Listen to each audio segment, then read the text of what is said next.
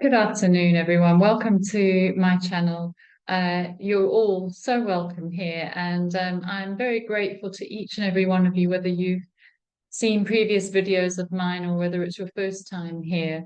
I'm very grateful for the comments you leave and for the encouragement many of you give as well, that, what I'm sharing is of some benefit.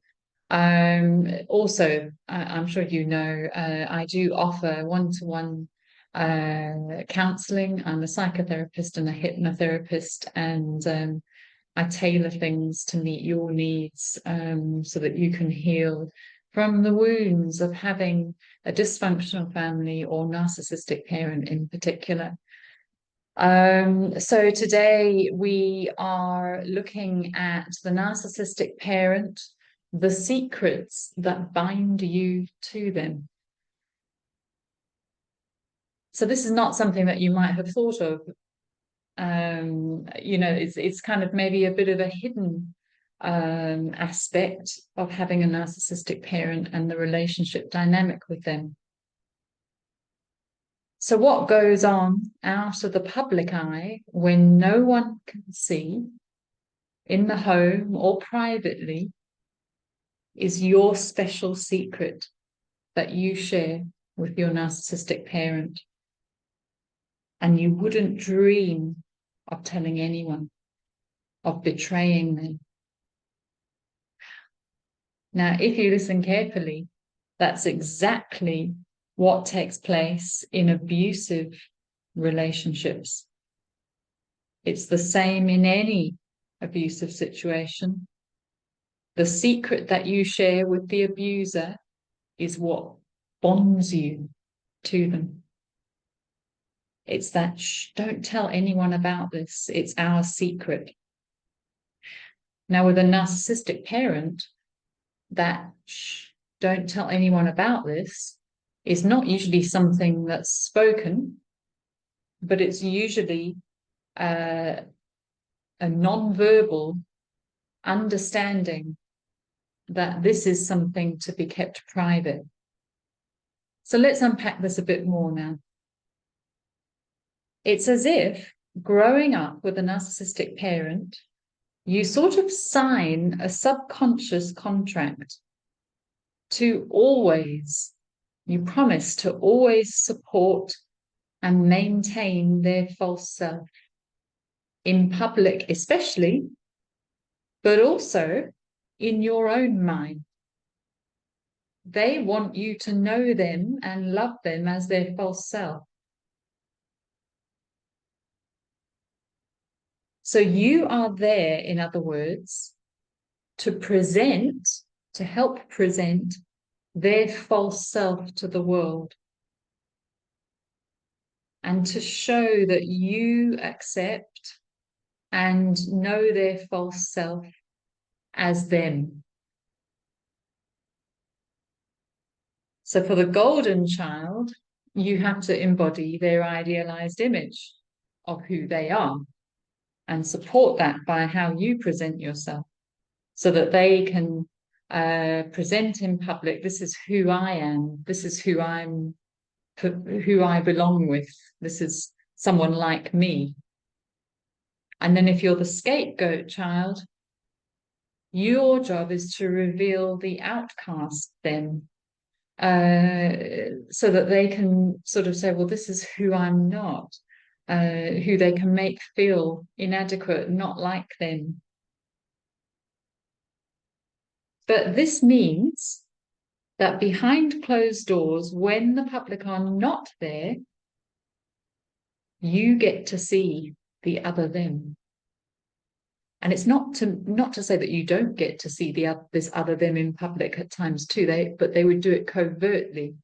It might be through a glance while nobody's watching, or some words spoken to you that no one can hear.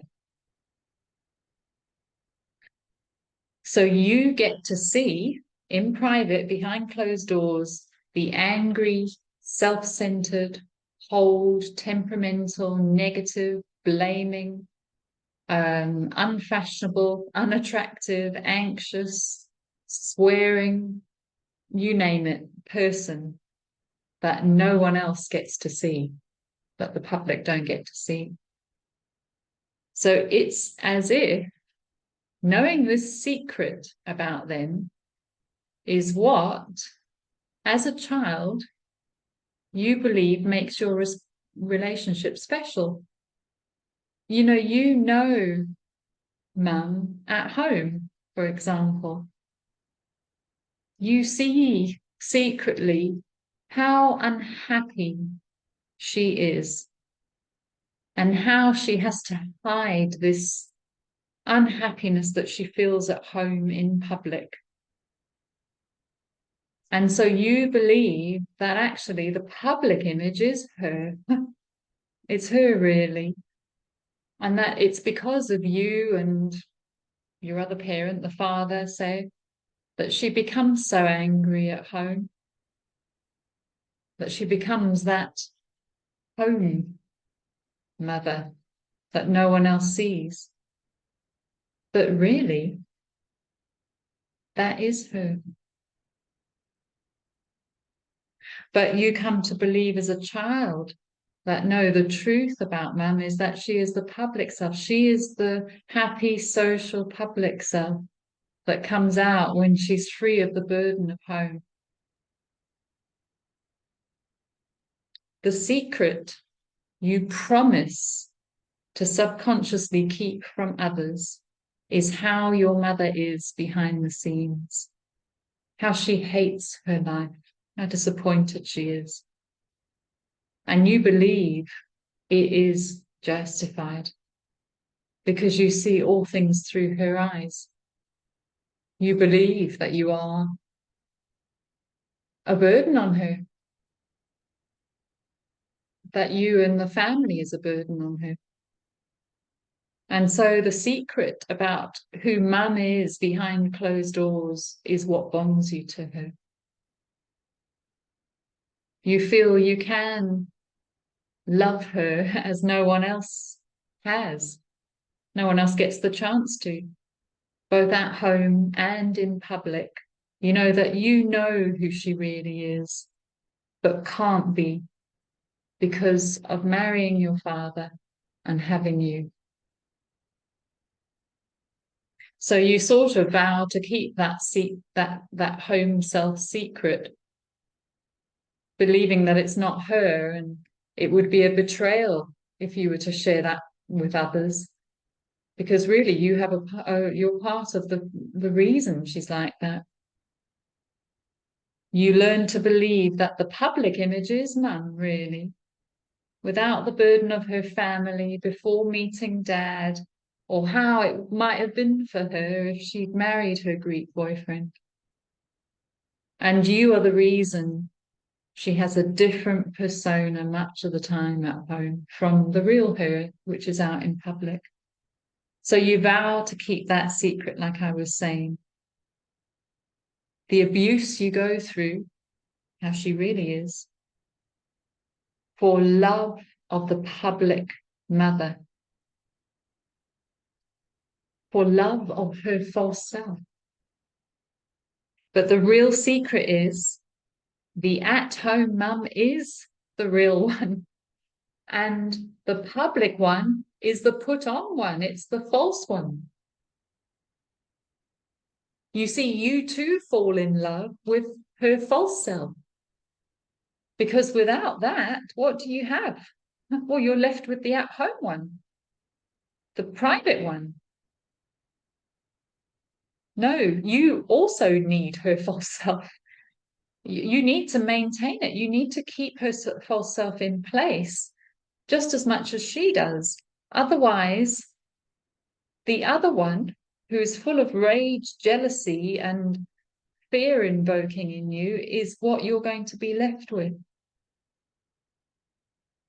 So, in healing, we have to let go of holding on to the false self-image we invested in with our parent, in their public image, and we have to see the truth.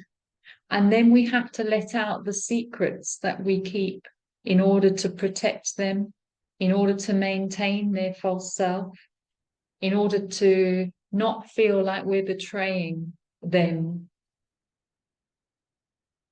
So we have to also let go of the false self that we took on in the supporting role we adopted in order to save us from the real self of the narcissistic parent, from that real angry one emerging. So we have to stop giving supply and face the reality, to see the reality of the private self that is your narcissistic parent, not the public one. So we have to come out and let go of keeping secrets, just like in any abusive relationship. You know, that's what keeps us in them. That's the power in them, is the secretness of it. They're maintained by secrets, because if the abuse is no longer secret, it can no longer take place. It's got to be secret. So I encourage you, if this has resonated with you in any way, just to really have a look at yourself and ask yourself, how have I been maintaining the projected false image that I was given by my narcissistic parent, either as golden child or scapegoat? And then also, how have I, perhaps subconsciously, been enabling the false self of my narcissistic parent and holding on to that image, almost gaslighting myself into believing that that is the truth of them, because it's not. And that can be difficult to let go of, but it's what we must do to come out of the toxic bond. Thanks, everybody. If you'd like to work with me, please do book in for a free consultation, half an hour.